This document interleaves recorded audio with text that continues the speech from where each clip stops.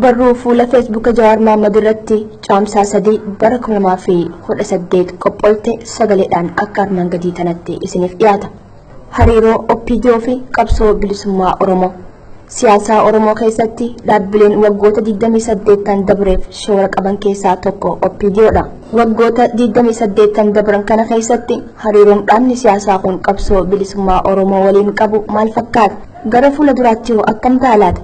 Gaafilee kana sirriitti xiinxaluun tooftaalee bu'a qabeessa waggoota muraasa dabran keessatti nu fayyadan sirriitti hubachuu fi adeemsa gara fuulduraatiifis barbaachisaadha. Kanaafuu barruu kana keessatti bifa dimshaasha ta'een dhimma kana irratti xiinxala dhiyeessuun yaala. Hariiroo OPDO'n qabsoo bilisummaa Oromoo waliin hanga ammaa qabdu bakka ijoo sadiitti qoodnee ilaaluu dandeenya. Inni tokkoffaan akka farra qabsootti, inni lammaffaan akka tumsa yookaan daboo takkaa'uu fira qabsoo bilisummaa Oromootti, sadaffaan haala amma keessa jirru kan adda hin bahine. Gama biraatiin adeemsa qabsoo bilisummaa Oromoo keessatti gaheen OPDO bifa diinummaa, firummaa fi amma ammoo kan ifa hin ta'in kanaan ibsamuu danda'udha. Akkuma beekamu OPDO'n waggoota 25 duraatiif dhaaba maxxantuu ergamtuu alagaa ta'uudhaan qabsoo bilisummaa Oromoo akka lamshoo godhaa turte. Adeemsi maxxantummaa kunis suuta suutaan geeddaramaa dhufe farra qabsoo bilisummaa Oromoo irraa gara deeggartuu qabsoo bilisummaa Oromootti ol siquun tumsa kennite. Akkuma waggoota muraasa dabran keessatti arginetti falmiin uummanni keenya mirga isaatiif godhu tahannoo isaatii ol taanaan qabsoo of duubatti deebisuu irraa qabsicharratti humna horachuudhaan dhaaba siyaasaa aangoo biyya bulchu tahuu dandeesseeti jirti. In short, OPDO went from being a parasite, survival party to quiz-resistant party, and now to a semi-governing party. Mee dhimmoota asii olitti ibsaman kanneen tokko tokkoon adda baasnee gadi fageenyaan haa ilaallu. Baroota farra qabsoo bilisummaa Oromoo OPDO'n bara 1990 ifatti haa hundooytu malee karoorri jaarmiyaa siyaasaa kan ijaaru kan bubbuleedha. Yaadni dhaaba maxxanaa akkasii Oromoo irraa ijaaruu jalqaba bara 1980moota keessa gaafa ilmaan Oromoo shaabiyaadhaan booji'amanii gara Tigraay fidaman dhaabbata warraaqsa dimookiraasummaa uummata Itoophiyaa Ethiopian People Democracy Movement jedhamutti makaman irraa kan eegale ture. Dhaabni kun dhaaba gara boodaatti gara dhaabbata warraaqsa dimookiraasummaa uummata Amhaaraa yookaan isa afaan Ingiliziitiin Amhara National Democratic Party kan geeddarame amma kan naannoo Amhaaraa bulchu kana. Kaayyoon tirsiimoonii fi akeekni OPDO hundeeffameef inni bu'uuraa maal ture isa jiru ibsuun barbaachisaadha. Ilmaan Oromoo booda OPDO bu'uureessuu keessatti hirmaatan mooraa booji'amtoota waraanaa Eertiraa keessa turuu mannaa sirna abbaa irree dargii gombisuu kan filatan ta'us dhaaba booda OPDO ta'e kana dhaabuun hawwii isaanii hin turre. Namoota kanneen gurmeessanii dhaaba haaraa OPDO jedhamu uumanii jalatti isaan ijaaruun piroojeektii waloo shaabiyaa fi wayyaaneetu ture. Akeekni isaanii ijoon qabsoo uummata Oromoo tumsuuf yookaan deeggaruuf osoo hin ta'in dhaaba maqaa Oromoo qabu kan isaan jalatti gurmaa'ee dantaa isaanii Oromiyaa irratti eegsisuu danda'u ijaaruudha. Ilmaan Oromoo kun mooraa booji'amtoota waraanaa keessa yeroo turanitti filannoo sadiitu kennameef. Filannoon tokkoffaan gara Suudaanitti baqatanii achirraa gara biyya biraa deemu, lammaffaan gara qe'ee ofitti deebi'anii galuu yommuu ta'u, inni sadaffaan ammoo dhaaba siyaasaa barbaadanitti dabalamanii sirna dargii kuffisuu irratti qabsaa'u ture. Ilmaan Oromoo sirna dargii irratti qabsaa'uu filatan 300 ol ta'an ABO'tti makamuun filannoo isaanii hin turre. Haa ta'u malee dhiibbaa shaabiyaa dhaaba warraaqsa dimookiraasummaa uummattoota Itoophiyaa EPDM yookaan EPRP irraa fottoqe to'annaa TPLF jalatti gurmaa'etti akka makaman godhaman. Yeroo murtiin ilmaan Oromoo kun ABO dhiisanii akka EPDM'tti makaman godhaman shaabiyaanis ta'ee wayyaaneen ABO waliin hariiroo gaarii qabaachaa turan. Osoo hariiroon gaariin sun jiru maaliif dhaaba Oromoo biraa kan ABO'f masaanuu ta'u biqiluun isaan barbaachise hin gaafidha. ABO'n yeroo sanitti humna guddaa qabaachuu baattus dhaaba sabboontota uummata ofiitiif of kennaniin dhaabbatee fi namoota quuqama saba ofiitiif qabaniin kan hoogganamu ture. Kanaafuu ABO akka salphaatti harka micciiranii dantaa saba ofii akka gurguree kan jara kaanii bakkaan ga'uuf akka hin sabni sirriitti beeku. Dhugaa kana immoo dhaabbileen lameenuu shaabiyaa fi wayyaaniin jila isaanii erganii qorannoo godhanii waan jala muranidha. Marree Itoophiyaa kufaatii sirna dargiitiin booda uumamtu keessatti maqaa Oromootiin dhaaba isaaniif ajajamu waan barbaadaniif OPDO hundeessan. Haaluma karoora shaabiyaa fi wayyaaneetiin OPDO bara 1990 ifatti hundaa'uudhaan wayyaanee masaktee Oromiyaa seente. Bara 1991 sirni dargii hufee mootummaan ce'umsaa yeroo dhaabbatu san jaarmiyaalee Oromoo 5tu hirmaate. Isaan keessaa 4 dhaabbilee walabaa qabsoo bilisummaa Oromoo gaggeessan yommuu ta'an OPDO'n ammoo dhaaba walabummaa hin qabnee fi maxxantuu diinaati turte. Gama biraatiin hooggansaa fi miseensi OPDO gaafasii uummata isaaniitiif naatoo qabaatanis sanbiras dabre saba isaaniitti siquuf fedhii qabaatanis jaarmeenya keessatti gurmaa'an walaba waan hin turiniif yaada isaanii kun milkaa'uu hin dandeenye. Fakkeenyaaf yeroo dhaabbileen shananuu tokkummaa uumuuf walii galanii turanitti warri OPDOs mamii malee erga fudhataniin booda dhiibbaa wayyaaneetiin kumaa dammaqsaa walii galtee san mallatteessuu irraa qusachuu isaanii yaadatama. Kana jechuun garuu ABO fi dhaabbileen biroo tooftaa isaan yeroo san hordofan dogongora hin qabu jechuu miti. Yeroo san osoo diinni mandheeffatee OPDO guutummaan guututti hin dhuunfatin tooftaalee garaagaraa fayyadamuudhaan wayyaanee hongeessuu danda'amuun ni mala ture. Ta'us garuu arrara dhaabbannee yoo madaallu hireen tooftaawwan sunneen milkaa'uuf qaban baay'ee xiqqaa akka ta'e hubachuun ni danda'ama. Kana jechuun gama tokkoon dhaabbilee qabsoo bilisummaa Oromoo gaggeessan akkasumas dammaqinsi uummataa guddaan waan hin turiniif gama biraatiin ammoo yeroo sanitti humni wayyaanee fi shaabiyaa deeggarsiisan biyyoota alaatti argachaa turan olaanoo waan tureef mooraan qabsoo Oromoo tooftaawwan adda addaa kanneen akka hawwataniin yookaan dhiibbaa irratti uumanii gara ofitti makuu yookaan deebisuu dandeessisuu hin turre jechuunis ni danda'ama. Sababa kanaa fi kanneen biroo irraan kan ka'e OPDO bara 1992 irraa kaasee dhaaba maxxantuu wayyaaniin bifa alkallattaawaa ta'een dantaa isii Oromiyaa keessaa itti galmaan gahattu taate. Haaluma kanaan OPDO'n dhaaba siyaasaa wayyaanii bakka buutee Oromiyaa bulchitu ta'uu eegalte. Yeroo kana keessatti hariiroon OPDO qabsoo bilisummaa Oromoo waliin qabdu guutummaan guututti akka diinummaa ture jechuun ni danda'ama. Yeroo kana kaasee hojiin ijoon OPDO'n hojjechaa ture sabboonummaa Oromoo laamsheessuu, busheessuu fi qabsaa'ota onnee guutuudhaan bilisummaa biyya isaaniitiif falman adamsitee diinaaf laachuu turte.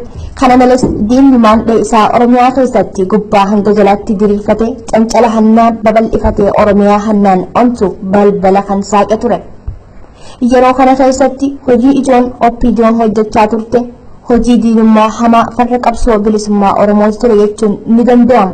Haa ta'u malee adeemsi diinummaa OPDO bifuma garaagaraatiin itti fufus Oromiyaa bulchuun isii wantoota boodana qabsoo bilisummaa Oromoo fayyadanis osoo hin yaadin akka dalaytu godheeti jira. Kufaatii sirna dargii booda sabboonummaan cimaa waan dhufaa tureef Oromoo fi saboota biroo akka duritti guutummaan guututti cunqursuudhaaf qofa bulchuun hin danda'amu ture. Sabboonummaa baay'ee lalisaa ture laaffisuuf akkasumas sirna haaraa ijaaraa jiran uummata biratti fudhatamaa akka argatu godhuuf hacuuccaa qofas osoo hin ta'in sossobbiis itti makanii faayidarra oolchuun dirqama ture. Gama biraatiin wayyaaneen ABO waliin wal dorgomuuf akkasumas qalbii uummata Oromoo hamma tokkos ta'u gara dhaabbata dimokiraataa uummata Oromootti garagalchuuf wantoota uummata Oromoo hawwatan tokko tokko gara OPDO'tiin hojiitti hiikuuf dirqamteeti turte. Gama biraatiin uummata Oromoo ABO irraa fageessuuf OPDO'n ajandaa adda bilisummaa Oromoo waan fudhatte of fakkeessuudhaan uummatatti dhiyaatuuf yaaliin isiin goote fayyadee hin turre. Keessattuu sabboonummaa Oromoo guututti ukkaamsuu waan hin dandeenyeef sabboonummaan qallaa isaas taatu miidiyaa fi dhaabbilee garaagaraatiin sadarkaa mootummaatti gaggeessuun faayidaa qaba ture. Fakkeenyaaf yakka sirna wayyaanee keessatti uummata keenya irratti raawwatamu tuquu baatanis kan moototni durii raawwatan uummata barsiisuun sabboonummaa daran Oromiyaa guutuu akka walgahu godhe. Kana caalatti ammoo dorgommii kana keessatti wantoota sadii gurguddaatu dhalate. Bulchiinsi Oromiyaa ni jijjiirama yookaan bureaucratization, qubeen barachuun ni dhufe. mother tongue letters, Akkasumas bulchiinsi mootummaa naannoo afaan Oromootiin ta'uun uummanni keenya magaalattii akka galuuf haala mijeesse. urbanization, Jijjiiramoonni sadeen kun deemuun cehumsa hawaasaas diinagdee fi siyaasaa socio-economic and political transformation guddaa Oromiyaa fi Oromoo keessatti uume. Haalli kunis sabboonummaa ni finiinse. Oromiyaanis yeroo duraatiif akka dhuunfaatti mala bulmaataa yookaan bureaucracy ofii akka qabaatu godhe. kunis ammoo OPDO irrattis qabsoo bilisummaa Oromoo irrattis jijjiirama guddaa fide. Gama OPDOtiin hawaasni jijjiirame sabboonummaan wal gahaa deemuun akkasumas hiriyaan barnootaa kan afaan ofiitiin baratan babal'achuun dhaloota diddaa uumaa waan dhufe sirnichi akka duritti cunqursaa deemuu hin dandeenye. Kanaafuu keessattuu filannoo bara 2005 keessaa sabboonummaa busheessuu irraa gara ofitti hammatanii dhaadheessuu fi sabboontotas ofitti qabachuu yookaan co-option kottaan jijjiirame namoota sabaaf quuqaman kan dura maqaa dhiphummaa fi abaa'oo jedhuun afaan qabsiisaa fi hiree hoggansaa dhoowwatanii turaniifis hireen saaqamuu eegalte. Wayyaaneen ofiif jecha OPDOtti lugama furuuf dirqamte. OPDOnis ofiif jecha uummataa fi qabsoo Oromootti siquu filatte. Inni lammataa baroota OPDOon fira qabsoo bilisummaa Oromoo itti taate. OPDOon ifatti fira qabsoo bilisummaa Oromoo tan taate bara hoggansa obbo Lammaa Magarsaa keessa ta'uu namoonni beeka. Jijjiiramni bulchiinsa Lammaa jalatti mul'ate bubbuluu isaa armaan olitti tuqeen turan. Dhiibbaa jijjiiramoota sadeen armaan olitti kaafneen OPDOon sabboonummaa Oromoo kan sirrii akka madaqfattu sabboontotaa fi Oromoota baratan ofirraa fageessuurraa akka ofitti hawwattu yookaan competition over exclusion akkasumas sabboontota ishii keessa jiraniif karaa akka saayitu dirqamte. Keessattuu bara obbo Abbaa Duulaa fi obbo Alamaayyoo Atomsaa hojmaatni kun bal'inaan mul'achaa ture. Baroota san keessatti jechuunis bara 2005 hanga 2013tti OPDOon qabsoo bilisummaa Oromoo diinoomfatuu irraa gara sossobuutti of ceesifte. Jijjiiramni sadeen asii olitti ibsaman kunneen OPDO keessatti qofa osoo hin taane uummata Oromoo bal'aa birattis jijjiirama hawaasaa fidan. Afaan ofiitiin barachuun dhaloota qubee uume. Bulchiinsi Oromiyaa bureaucracy jiraachuun Oromoo fi Oromiyaa walitti hidhee dantaa nam-tokkee fi kan sabaa akka wal simatuu fi walitti hirkatu godhe. Uummanni keenya magaalatti galuun quunnamtii isaa cimsuu qofa osoo hin taane Oromoon warroota biroo keessattuu kan isaan cunqursan waliin wal biroof qabe roorroo isarra jirtu sirriitti akka hubatu godhe. Waan duras beekamu caalaa hiyyummaanis ta'e roorroon kan biraatiin wal biratti of qabanii yoo of madaalan irra namatti dhaga'ama. Kunis miirri sabboonummaa uummata keenyaa akka daran ol ka'uu godhe. Fincilli barattootaa gubannaa bosona Baalee bara 2000 eegalee qabsoon laafinaan jaarmiyaa siyaasaatiin laamshaa turte. Bifa sochii hawaasaatiin yookaan social movement deebitee dagaaguu eegalte. Akkuma dhaloonni qubee jalaan dabalamaa lakkoofsaan babal'achaa deeman qabsoonis finiinti. Bara 2000 hanga 2004tti mormii Finfinnee 2006 fincila diddaa gabrummaa jechaa deemtee bara 2013 mormii maastar pilaanii dhoosuun bakka har'a geenye ni fuulleeffate. Jijjiiramni uummata Oromoo keessatti dhufaa deeme akkuma qabsoo keenya finiinsaa deemeen OPDOonis amala tooftaa fi filannaa isii waliin gituudhaaf jijjiiramuun dirqama itti ta'ee ture.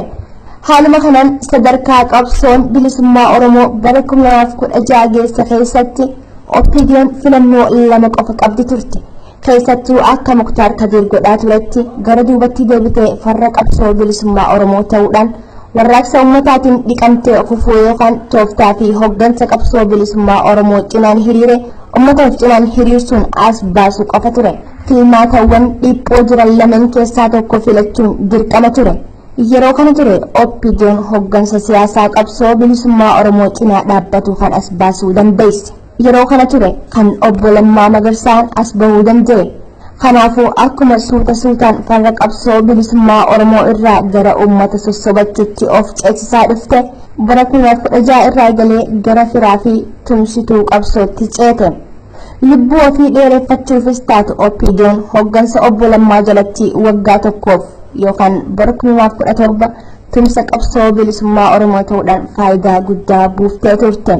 Faayidaan kunis sabboonummaa Oromoo dhageeffachuu, legitimating Oromo nationalism irraa hamma poolisiin Oromiyaa gara qeerroo akka goru gochuun xiqqaatus saamicha Oromiyaa keessatti gaggeeffamu balaaleffachuun qabsoo of dura furgideessuun danda'amee ture. OPDOon qabsoo bilisummaa Oromootti firoomuun qabsoo bilisummaa Oromootiif qofa osoo hin taane ishiifis bu'aa guddaa buuse. Yeroo duraatiif hogganaan dhaaba isaanii akka hogganaa Oromootti ilaalamee saba keenyaa fi kanneen biraatiinis dhageeffatamuu fi kabajamuu eegale. Kun ammoo jaarmaya balfa hamaa irraa kan ka'e kan akka OPDO kanaaf akka lammata dhalachuuti.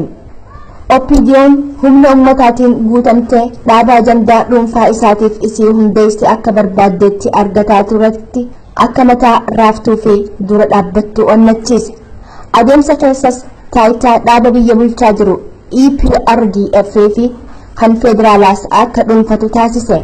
Kanaafuu firummaan takkaahuu tumsi OPDO fi qabsoo bilisummaa Oromoo jidduutti bara dabre uumame gamalachuu kan fayyadee fi humneesse. Kanaafuu firummaan takkaahuu tumsi OPDO fi qabsoo bilisummaa Oromoo jidduutti bara dabre uumame gamalachuu kan fayyadee fi humneessaa yookaan mutually beneficial and reinforcing ture yoo jenne dogongora natti hin fakkaatu.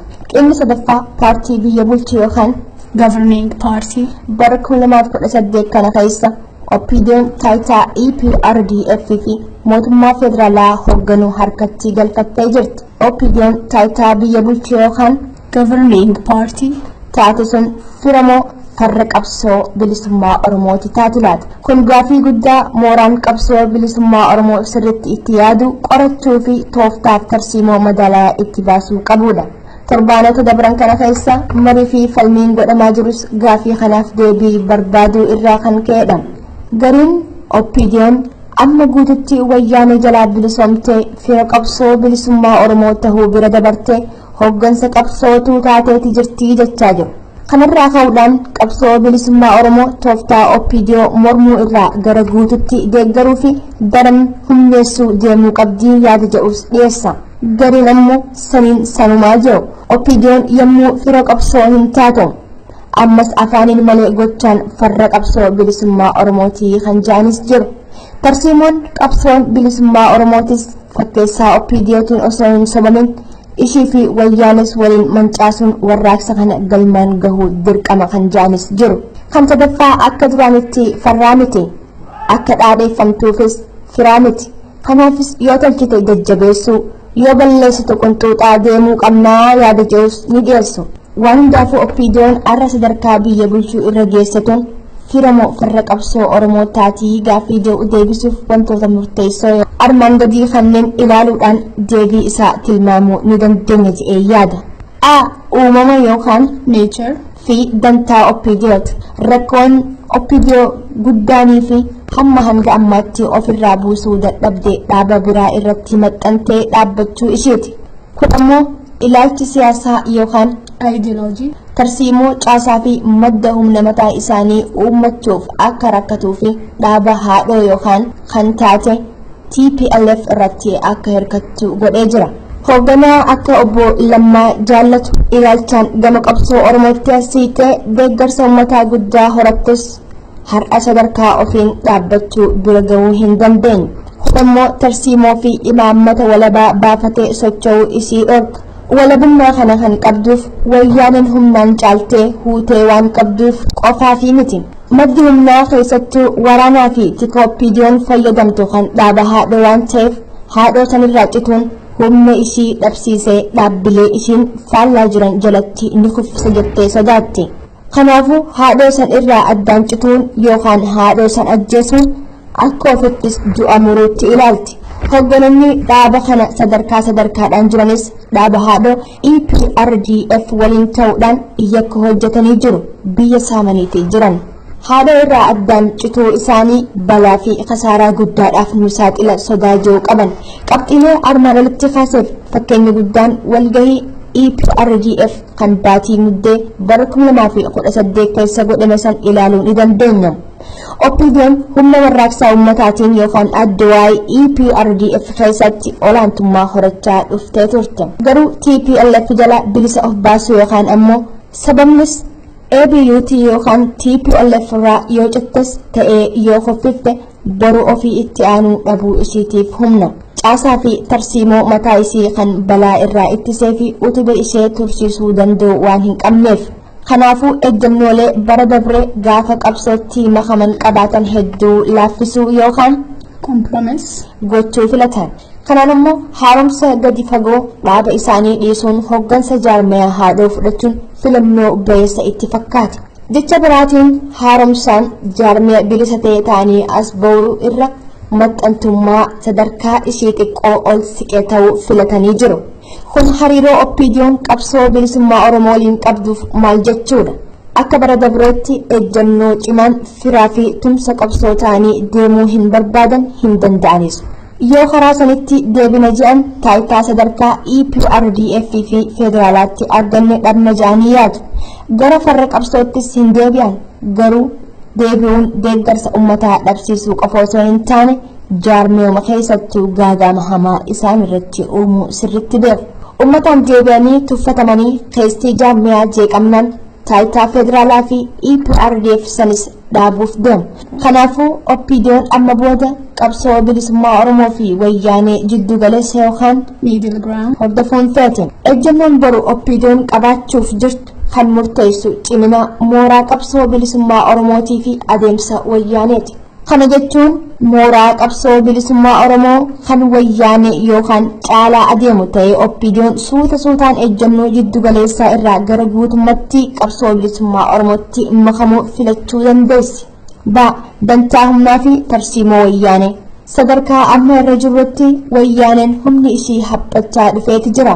Humni ishii kan ummataatiin yookaan people power caalamus kan OPDO akka caalu garuu sirriitti beekti. Humna diinagdee guddaa horattee jirti. Kanaafuu tarsiimoo ishii baasu humnaan deemtee hamma hafeef qisaasuu irra tooftaadhaan duubatti deemtee humna diinagdee guddaa horatteeti jirti. Kanaafuu tarsiimoon ishii baasu humnaan deemtee hamma hafeef qisaasuu irra tooftaadhaan duubatti deemtee yookaan tactical retreat humna qabdu qusachaa diinagdee horattee tikfachuu isiitiif filatamaadha. Kanaaf immoo OPDO'n walitti bu'uu dhiifte taayitaa siyaasaa kenniteef humna tika waraanaa dhuunfattee turuun dantaa diinagdee ishii tikfachuun tarsiimoo ishiiti. Sababni isaas akkuma armaan olitti jenne OPDO'n olaantummaa TPLF kan jibbitu ta'us guututti fottoquu yookaan ABUT yookaan TPLF dhabamsiisuu dantaa ofiitiifuu hin barbaaddu. Sababa kanaaf walgahii guyyaa 17 fi kan sanboodaa keessattuu fuulleeffannaan guddaan ABUT yookaan TPLF ejjennoo fi tarkaanfilee OPDO kan dantaa diinagdee ATPLF miidhan qeequuf akka jijjiiraman dhiibbaa gochaa taayitaa hoggansaa paartii fi kan biyya ija dura qabu kan filatteef. Gara fuula duraattis TPLF amma booda gara hoggansa siyaasaa fuula duraatti dhufuu hin barbaadu. Duubaan dhokattee humna tikaa fi waraana caasaan xaxxee qabuun dantaa diinagdee ishii eegsisuu barbaaddi. Sochii fi imaammata qoqqoodama diinagdee yookaan economic redistribution fiduu kamiyyuu humna tikaa fi waraanaatiin shira xaxxee laamsheessuu yaalti.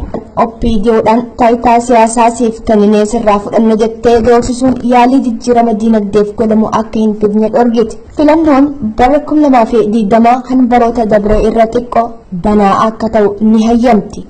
Garuu walabaa fi kan wal dorgommii qabu yoo ta'e OPDO'n naganti yookaan ni mo'amti jettee waan yaadduuf hin hayyamtu.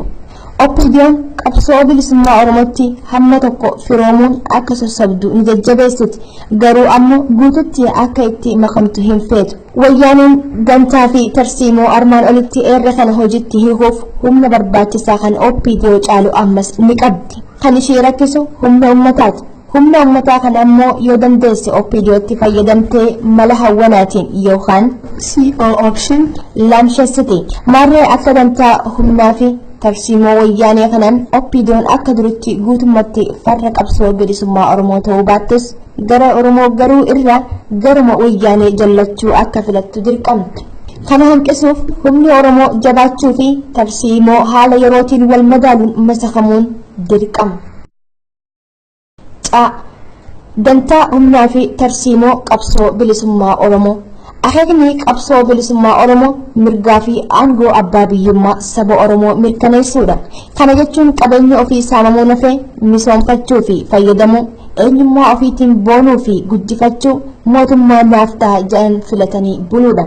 Kana argamsiisuuf karaan jirru ammoo takkaa'uu mootummaan amma jirtu dirqamtee gara sirna dimokiraasii fi walqixxummaatti akka ceetu gochuu yookaan foqqolchanii mootummaa uummata kanaaf ta'u dhaabuudha. Sadarkaa amma jirrutti qabsoon bilisummaa Oromoo humna takkaa argattee hin beekne horatteeti jirti. Mootummaa wayyaanee cinatti humni dhiibbaa guddaa uumuu danda'u yeroo ammaatti kan uummata Oromooti. qabsoon uummanni Oromoo gaggeessaa jiru hamilee gurmaa'inaa fi jabina guddaa kan qabudha. Humna kanatti fayyadamuun OPDO fi sirnicha irratti dhiibbaa uumuun yoo danda'ame cehumsa walta'iinsaa yookaan negotiated transition paartii biyya bulchuu fi kan mormitu jidduutti akka uumu gochuudha. Didamnaan ammoo sirnicha amma jiru diiganii haaraa ijaaruudha. Lamaan keessaa kan filatamu kan duraati. Cehumsa nagaa fi waliigaltee gochuuf ammoo OPDO'n taayitaa qabaachuun faayidaa qabeessas danqas ta'uu danda'a. Kan fayyadu yoo OPDO'n fedhii ishii kan ummataatiin wal simsiiftee gara cehumsaatti dhiibbaa gooteedha. Yoo kun ta'uu baate ammoo OPDO'n taayitaa amma horatteen mirqaantee gara fuula haarayaa sirna abbaa irree wayyaanetti of ceesisuu dandeessi. Kanaafuu tarsiimoon qabsoon bilisummaa Oromoo hordofuu qabu dantaa humna OPDO'tii fi TPLF armaan olitti dhihaatee wal biratti madaalanii tarkaanfii akkamii yoo fudhanne karaa akeeka barbaannu nu geessaa kan jiru murteessuudha. Akkuma armaan olitti jenne OPDO'n biyya san gara sirna dimokiraasii dhugaatti ceesisuuf fedhis humnas hin qabdu.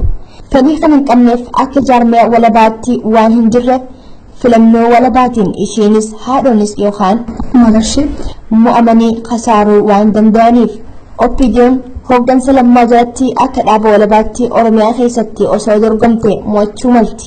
Haa ta'u malee garuu ABUT, TPLF fi EPRDF'n alatti waan of dandeessee jiraattu itti hin fakkaatu. Hamma tokko ilaalchi kun dhugas ta'uu qaba. Osoo OPDO'n Oromiyaa keessatti harka wayyabaa argatte filannoo bilisaatiin EPRDF Tigraayin alatti hireen mo'achuu ishee xiqqaadha.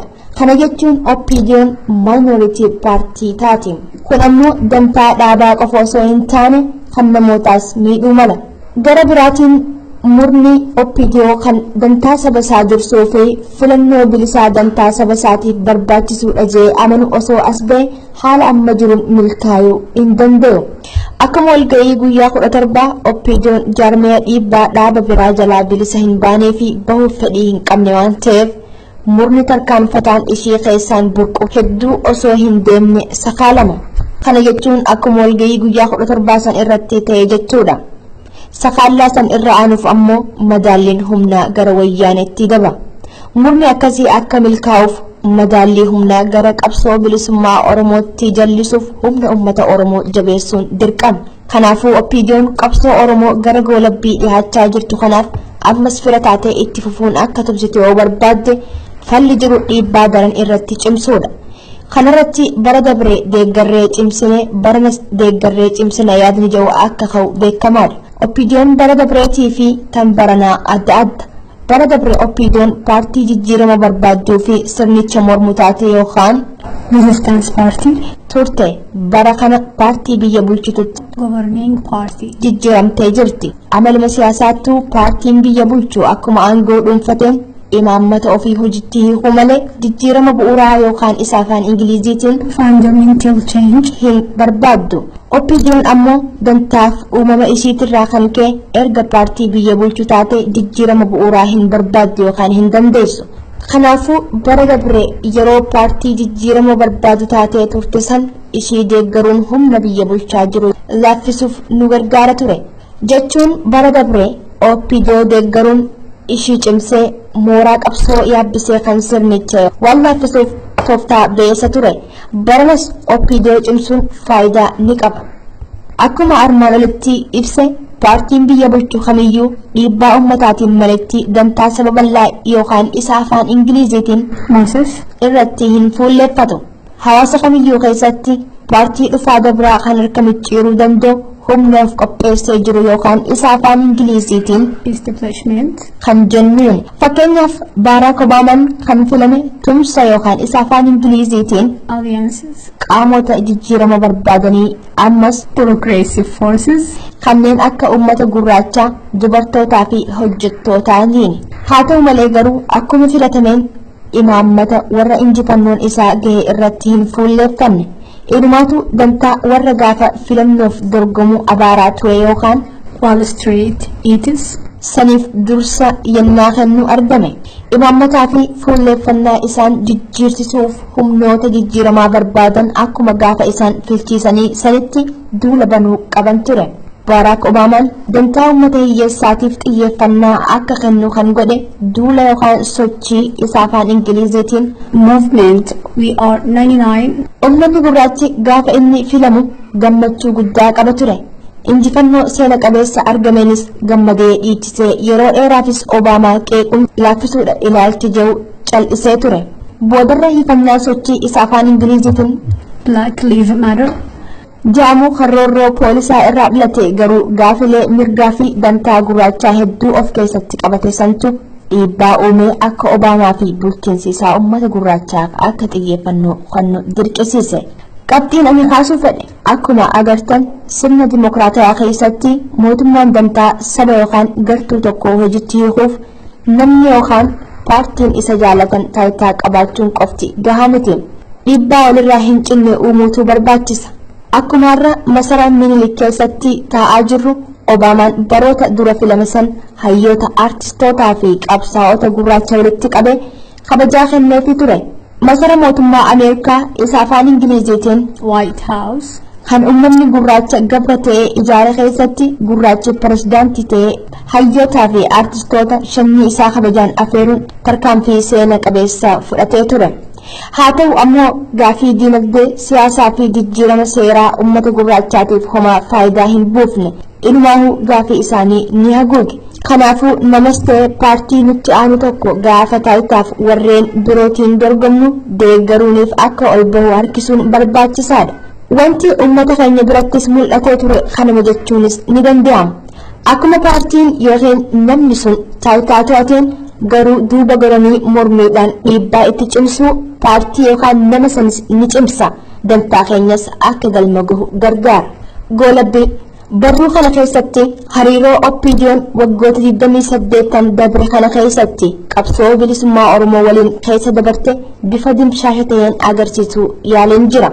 Hariiroon kun diinummaa irraa adeemsaan gara firummaatti ce'ee yeroo amma haala ifaa hin ta'in keessa jira. Sadarkaalee lamaan diinummaa fi firummaa irratti namoonni hedduun waliif galu je'ee yaada. Kan sadaffaa kan reefu itti seenne waan ta'eef wal mormiin ni jira. Gaafa hariiroo sadarkaa lammaffaa jechuunis firummaatti ceenus bifuma wal fakkaataadhaan garaagarummaan yaadaa mul'atee ture. Ammas taanaan OPDO'n paartii maxxantuu irraa gara biyya bulchuutti ceetatuun firamoo farra qabsoo bilisummaa Oromooti taatii gaafii jiruuf yeroon deebii ni kenniti. Qaamota yookaan namoota dhuunfaa OPDO'n kanessaa gantuu waan taateef har'a hin jijjiiramne borus hin jijjiiramtu jettaniif qaamsina ni qabu yoo jiraate ammas hiree kennuufiin gaariidha kan jedhudha. Akkuma haalli hawaasummaa fi siyaasaa jijjiiramu dhaabnii fi namni siyaasaas jijjiirama. Kanaaf ammoo jijjiirama OPDO keessatti filannoo 2005 booda dhufee ilaaluun waan danda'amu natti fakkaata. Hunda caalaa ammoo jijjiirama hooggansaa obbo Lammaa Magarsaa jalatti argamerraa yommuu taanan bifa kamiinuu jijjiiramni dhufuu akka danda'u ragaa guddaadha je'eetii yaada. Qaamoleen jijjiirama OPDO keessatti argamee fi Oromoon masara Minilik seenuu ishiitiin akka malee mirqaantanis tasgabbiidhaan waa hunda ilaaluun barbaachisaadha je'eetiin yaada. Jijjiiramni OPDO keessatti dhalate kan fedhii jaarmiyaa fi hooggansa saniin dhufe osoo hin taane kan ce'umsa siyaasaa yookaan isa afaan Ingiliziitiin political transformation Oromoo keessatti dhalatee fi tarsiimoo qabsoo bilisummaa Oromoo yeroo irraa gara yerootti fooyyessanii fi itti fayyadamaa dhufe kan dhugoome akka ta'u irraanfatamuu hin qabu. Qabsoo bilisummaa Oromootu humna wayyaaniin qabdu haphisee OPDO akka of ilaaltee gara ummataatti hirkattu isii dirqisiise. Kanaafuu bu'uurri jijjiiramaa kamiyyuu ciminaa fi laafina qabsootiin kan madaalamu ta'a. Yoo qabsoon laaffatte fedhiin OPDOs ta'e humni jijjiiramaaf ittiin onnate sochootu gadi bu'a. Yoo wanti isii duubaa dhiibu hin jiraatin waadaa sabaaf seente guutuuf hin dirqamtu. Walumaa galatti bu'uura madaallii asii olitti ibsuuf yaallarraa ka'uudhaan OPDO'n jijjiirama dantaa Oromoo saffisaan eegsisuu danda'u dhugoomsuuf fedhii fi humna ni qabdi jechuun rakkisaadha. Kanaafuu qabsoon keenya galma kaa'ameef bira akka gahamuuf ammas tooftaan masakamnee ciminaan finiinnee akka itti fufuu qabuun amana.